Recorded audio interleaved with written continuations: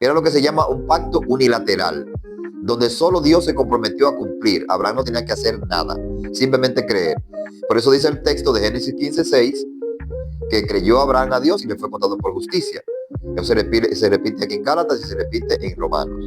Está enseñándole a los cristianos que, aunque Dios le dio la ley al pueblo de Israel, le había hecho una promesa anterior a la ley a Abraham, que hay una promesa de que serían herederos del mundo en general, de todo el mundo. Entonces, ¿por qué está contenida esa palabra? ¿Por qué el apóstol Pablo escribió a los romanos en el capítulo 4, versículo 13 lo siguiente? Porque no por la ley fue dada a Abraham o a sus descendencias la promesa de que sería heredero del mundo, sino por la justicia de la fe. Porque si lo que son de la ley son los herederos, vana resulta la fe y anulada la promesa. Aquí dice que Dios hizo una promesa a Abraham y a su descendiente de que serían herederos del mundo. Y lo hizo por medio de la fe. Es decir, que esa herencia se recibe por la fe. Pero cabe preguntarse, ¿dónde Dios prometió a Abraham y a su descendencia que serían herederos del mundo? Porque cuando nosotros leemos el Antiguo Testamento, cuando leemos la historia de Abraham, no encontramos ese versículo donde Dios le dice a Abraham que iba a heredar el mundo, él y su descendiente. Por ejemplo, cuando leemos en Génesis 13, Dios le dice a Abraham: alza tus ojos y mira, toda esa tierra que tú ves, yo la daré a ti y a tu descendiente después de ti. Pero no está hablando del mundo entero. Y leemos en el capítulo 15 que le repitió lo mismo, de que le iba a dar la tierra de Canaán. En el capítulo 22 le repitió lo mismo, pero no encontramos tácitamente que hay una promesa de que serían herederos del mundo en general, de todo el mundo. Entonces, ¿por qué está contenida esa palabra? ¿Por qué el apóstol Pablo está expresando esa palabra? Bueno, porque aunque no está especificado en un versículo del Antiguo Testamento, la idea es que a través del Mesías, sí, el mundo pasaría a ser del reino de Dios.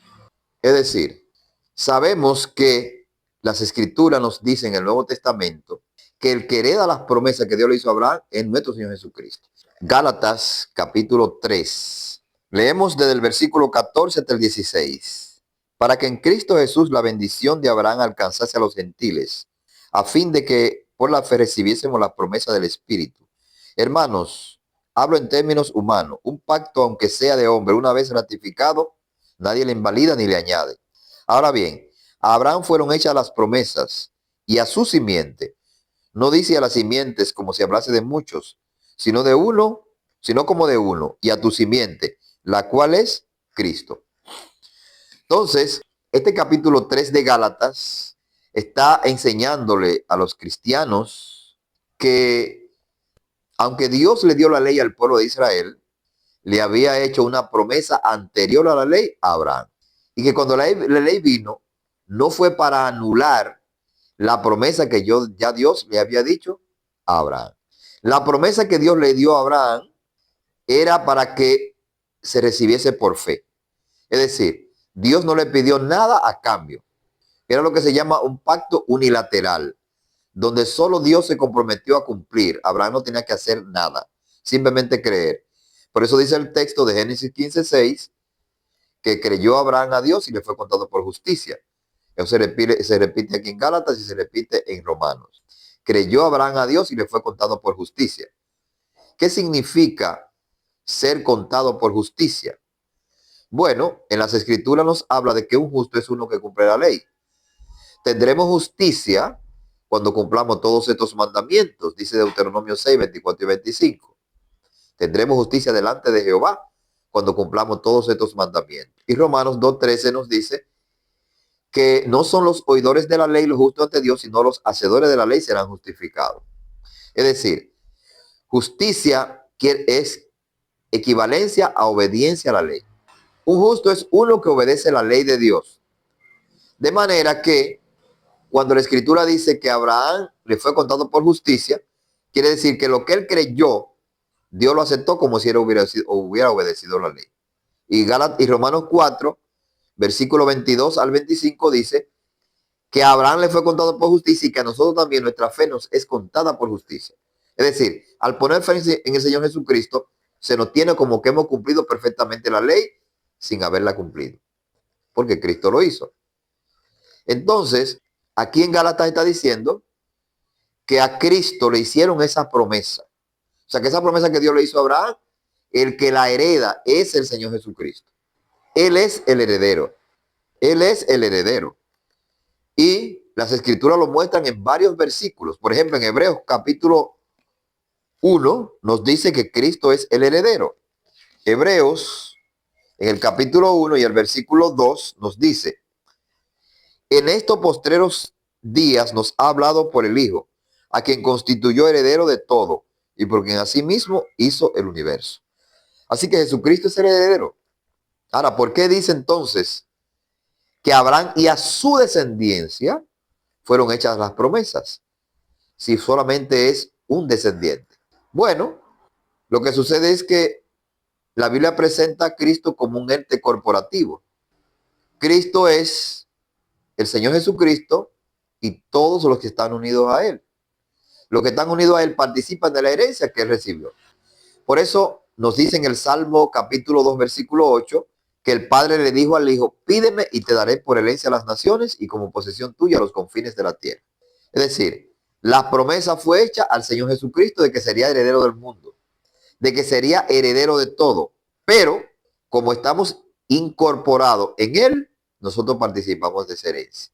De manera que no hay contradicción entonces con lo que está diciendo el Salmo capítulo 2, versículo 8, con Romanos capítulo 4, versículo 13, donde nos dice que la promesa fue hecha a Abraham y a sus descendientes de que serían herederos del mundo. Cristo es el heredero del mundo, Cristo es el dueño de todo y por lo tanto, los que estamos en Él somos incluidos en esa herencia.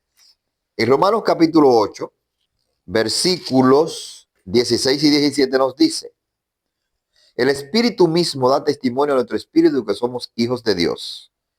Y si hijos también herederos y coherederos con Cristo, si es que padecemos juntamente con Él, para que juntamente con Él seamos glorificados. Así que el apóstol Pablo está enseñando con toda claridad aquí que los que han creído en Cristo heredan juntamente con Él.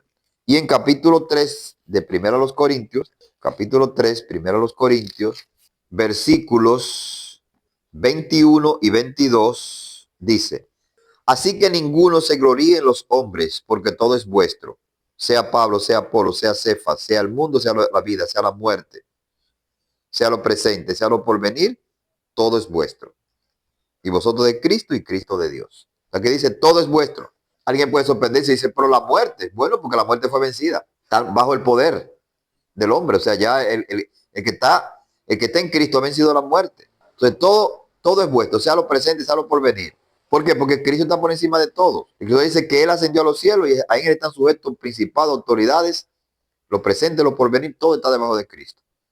Entonces, al estar nosotros unidos a Él, somos tenidos por heredero del mundo. En Hebreos capítulo 11,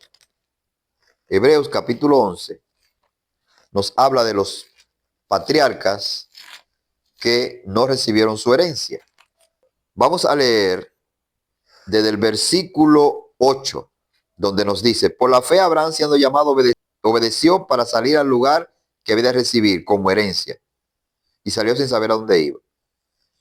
Por la fe habitó como extranjero en la tierra prometida como en tierra ajena, morando en tiendas con Jacob, Isaac, coheredero de la misma promesa, porque esperaba la ciudad que tiene fundamento, cuyo arquitecto y constructor es Dios. Por la fe también la misma Sara, siendo estéril, recibió fuerza para concebir y dio a luz aún fuera del tiempo, porque creyó que era fiel el que lo había prometido.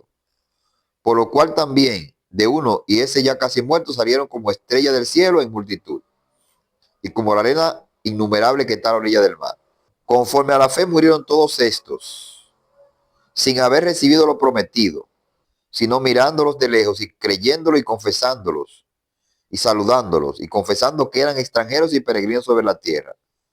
Porque lo que esto dicen da claramente a entender que buscan una patria. Pues si hubiesen estado pensando en aquella de donde salieron, ciertamente tenían tiempo de volver. Pero anhelaban una mejor, esto es celestial. por lo cual Dios no se avergüenza de llamarse Dios de ellos, porque le ha preparado una ciudad. Estos versículos nos dicen que los patriarcas no recibieron lo prometido, Abraham y sus descendientes no recibieron lo prometido, pero ellos recibieron la tierra de Canaán. Es que la promesa tiene un elemento espiritual. Y aquí dice que Abraham entendió que la promesa tenía que ver con lo celestial. Dice, esperaba la ciudad cuyo constructor y arquitecto es Dios. Dice, anhelaban la celestial, una mejor. Sabemos que el Antiguo Testamento tiene la sombra y el Nuevo expresa la realidad. En Cristo nosotros encontramos la realidad. Ser heredero del mundo, lo que quiere decir es que participamos del reino de Dios. Como Cristo es heredero del mundo, Cristo es rey del mundo, nosotros reinamos juntamente con él. Una pregunta que la gente a veces se hace es, ¿cómo que Cristo es el rey y hay maldad en el mundo, hay injusticia, hay sufrimiento, hay dolor? Bueno, pues en lo próximo nosotros vamos a hacer un estudio sobre eso. Porque nosotros vemos en el Antiguo Testamento que se dice que Dios reinaba en Israel.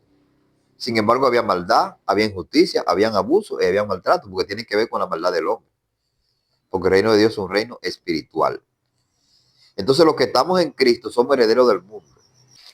Leemos en Apocalipsis, el último libro de la Biblia, en el capítulo 2, versículo 25 al 27. Apocalipsis capítulo 2, versículo 25 al 27. Pero lo que tenéis, retenedlo hasta que yo venga. Al que venciere y guardare mis obras hasta el fin, yo le daré autoridad sobre las naciones, y las regirá con vara de hierro, y serán quebradas como vaso de alfarero, como yo también la he recibido de mi Padre. Entonces eso está diciendo que la autoridad que él recibe, el que venza la va a tener también. Por eso es que somos herederos del mundo.